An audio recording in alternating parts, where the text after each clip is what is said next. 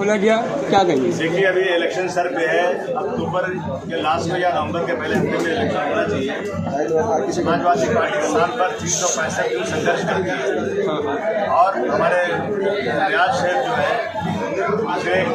जब से इनको यहाँ का इंचार्ज बनाया गया है, इन्होंने बहुत सारे काम किए हैं और जनता की पुकार है कि अब की बार यहाँ से समाजवादी पार्टी का उम्मीदवार ही चाहिए। समाजवादी पार्टी महाविकास आघाड़ी से लड़ेगी साथ में? बिल्कुल बिल्कुल, महाविकास अघाड़ी के साथ ही लड़ेंगे। अगर महाविकास अघाड़ी के साथ नहीं लड़ेंगे तो वोटों का बंटवारा होगा। और जिस तरह से उत्तर प्रदेश में श्री अखिलेश यादव जी ने कांग्रेस से हाथ मिलाया, हमारी 5 सीट की 33 सीट हो गई। और आपको खुशी होगी कि इन सीटों के जीतने के बाद जो अहंकार टूटा है बीजेपी का, 10 साल में कोई बिल इनका ऐसा नहीं जो पास ना हुआ हो। और मुझे खुशी है कि आज इनका बिल वापस हो गया। बिल पास नहीं हुआ जो लाया था वोट सर, क्या रियाज आजमी साहब का टिकट फाइनल है? वेस्ट पीछे 101% रियाज ही लड़ेंगे, इलेक्शन फाइनल है। सर, एक चर्चा और है भिवंडी शहर में।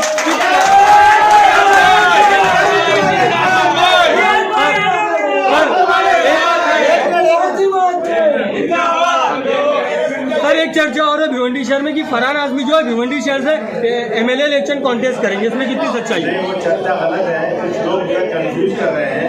मैं परिवारवाद नहीं चलाता हूँ, मैं इंसाफ करता हूँ। फरहान राजनीति में नहीं है। फरहान को लड़ना होगा तो मैं पहले बोल देता। आज भी रियाज कह रहे हैं फरहान को लड़ना है तो मैं नहीं लड़ूंगा, लेकिन फरहान को इलेक्शन नहीं लड़ना है। आप सब नोट कर लो इसको। यहाँ से रियाज आजमी को ही इलेक्शन लड़ाया जाएगा। महाविकास आघाड़ी सरकार दोनों भिवंडी को 2 सीट देगी। महाविकास आघाड़ी भिवंडी को दोनों समाजवादी पार्टी सीट देगी। ऐसा है ना कि मैंने कहा महाविकास अघाड़ी को कि मेरे एमएलए में तुम्हारा क्या काम है? भिवंडी मेरा है। मैं इस भिवंडी में दोनों सीटें एक साथ चुनकर बिना अलायंस के आ चुका हूँ। इस भिवंडी में बिना अलायंस के 17 सीटें चुन कर आया हूँ। और कांग्रेस के दलवी साहब, क्या उनका नाम है? दलवी, जावेद दलवी। मैं जब 17 सीट चुनकर आया था तो मेयर समाजवादी पार्टी का बनना था, क्योंकि सबकी सीटें हमसे कम थी।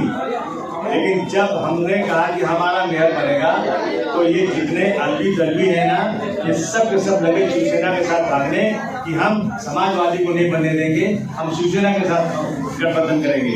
तो यहाँ के जो पुराने लोग हैं, जो यहाँ के प्रतिष्ठित मशहूर लोग हैं, जो भिवंडी से प्यार करते हैं, भाई ये लोग मानेंगे नहीं। आप कुर्बानी दे दो, एक बार इनका बना दो 2.5 साल के लिए, बाद में अपना बना लेना। मैंने कहा ये धोखेबाज है, कहा नहीं आप कोर्ट पे लिखवा लो। पहली बार शायद मैंने कोर्ट में एफिडेविट करवाया कि 2.5 साल तो मैं अपनी कुर्बानी देता हूँ। सबसे बड़ी पार्टी होने के बाद भी मैं इनका बना लेता हूँ। 2.5 साल के बाद मेरा मेयर बनेगा। अगर 2.5 साल पूरा होने लगा तो यही जनाब दलवी साहब को मैंने फोन किया कि साहब आप मेयर हैं, 2.5 साल में मेरा चुनाव तो बिल्कुल आपको बनाएंगे। हम खुश थे, लेकिन 15 दिन पहले जैसे भेड़ बकरी को पकड़ते हैं ना, ऐसे को कपड़े लेकर भागे गए, छुप गए जाकर चोरों की तरह से लोगों को छुपा दिया। खरीद दिया गया, बेच दिया गया सबको। और जो मेरा हलफनामा लिख दिया था ना, उसकी कोई वैल्यू नहीं समझा।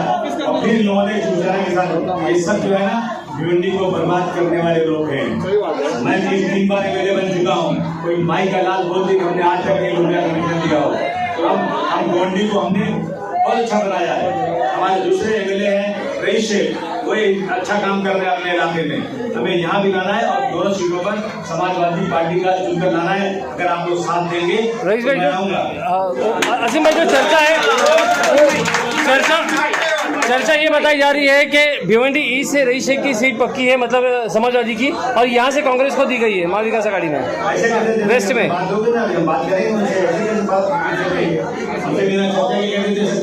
जिसके पिताजी को आपने समाजवादी पार्टी ने टिकट दिया, आज उसका बेटा कांग्रेस का दामन थाम लिया है। और कहीं न कहीं समाजवादी और ये भी प्रयास लगाया जा रहा है कि कांग्रेस के टिकट पर बेस्ट दावेदारी उसको आप कैसे इसको जहाँ जाना होता है, ये आजाद हिंदुस्तान में किसी को कोई रोक नहीं सकता है। लेकिन मेरा क्लेम यहाँ पर है और मैं महाविकास अघाड़ी में हलफनामा दे दूंगा कि जीतूंगा तो मैं जीतूंगा, लेकिन शिवसेना बीजेपी जीतेगी, कांग्रेस नहीं जीत सकती। मैं सबके सामने बोल रहा हूँ। यहाँ मैं ही जीत सकता हूँ, इसलिए ये सीट मुझे मिलना चाहिए। जीतने के बाद मैं महाविकास अघाड़ी को सपोर्ट करूंगा, सरकार बनेगी तो सपोर्ट करूंगा। मैं वो नहीं हूँ कि 5 नगर सेवक चुनकर आए और मैंने 50-50 नगर सेवक को 20-20 लाख रुपया दे करके मैं यहाँ मेयर बन जाऊँ। ये समाजवादी आदिवासी का काम नहीं है। हम भिवंडी को मजबूत करना चाहते हैं। ये धंधा नहीं है, ये सेवा है। ठीक है, थैंक यू। हमने 12 सीट क्लेम किया है। अगर नहीं मिली तो लड़का पहले ही वो नाम मत पूछिए, बाद में पूछेगा।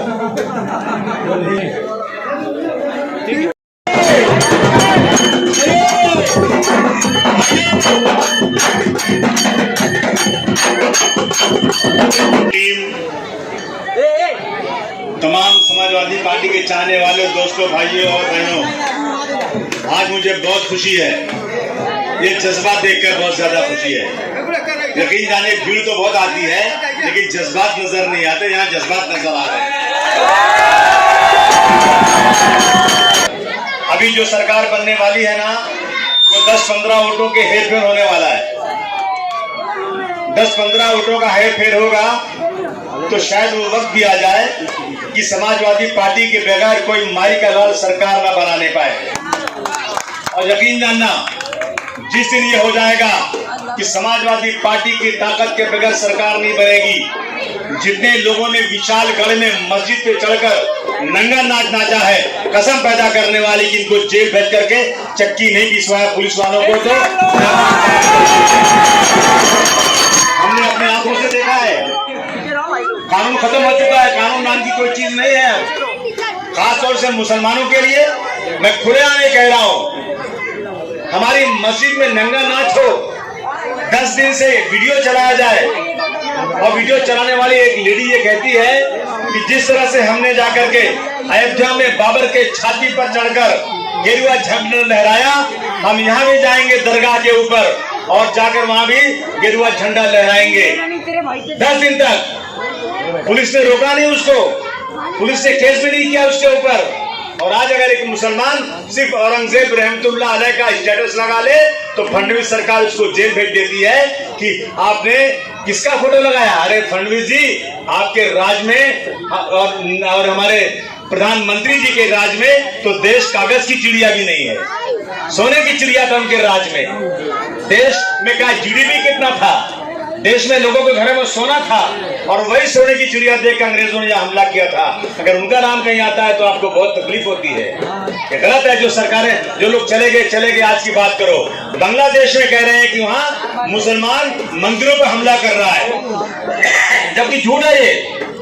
वहां से वीडियो आए हैं, मुसलमान लड़के नौजवान खड़े हैं मंदिर के ऊपर कि अगर किसी ने मंदिर पे हमला किया तो सबसे पहले हिंदुओं से पहले मुसलमान उससे निपटेगा, क्योंकि हिंदू हमारा भाई है। ये कल्चर है और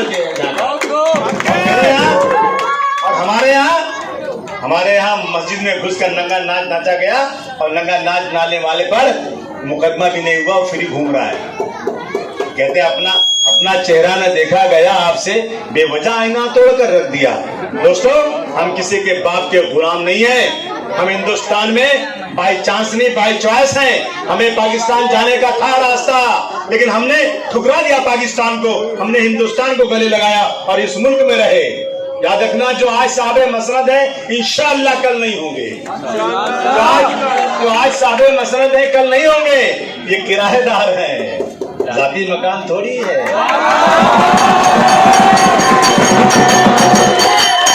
सभी का खून शामिल है यहाँ की मिट्टी में, किसी के बाप का हिंदुस्तान थोड़ी है।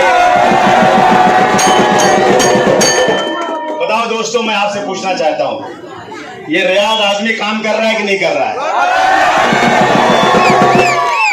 मेहनत कर रहा है कि नहीं कर रहा है?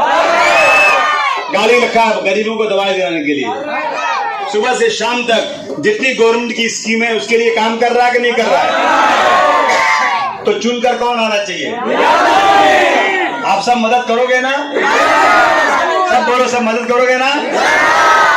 और मैं आपको यकीन दिलाता हूं, इंशाअल्लाह अब की बार हम लोग समाजवादी पार्टी को इतना मजबूत करेंगे कि समाजवादी पार्टी के बगैर सरकार ना बनने पाए। वैसे भी हमारा टेम्पो हाई है।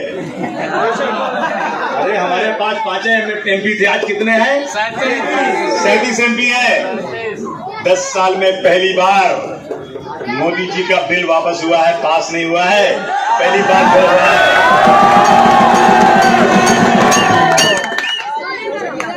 घमंड टूटेगा इंशाअल्लाह, टूटेगा। जो एक बात याद रखना, कुछ दलाल भी आएंगे वोट काटने वाले,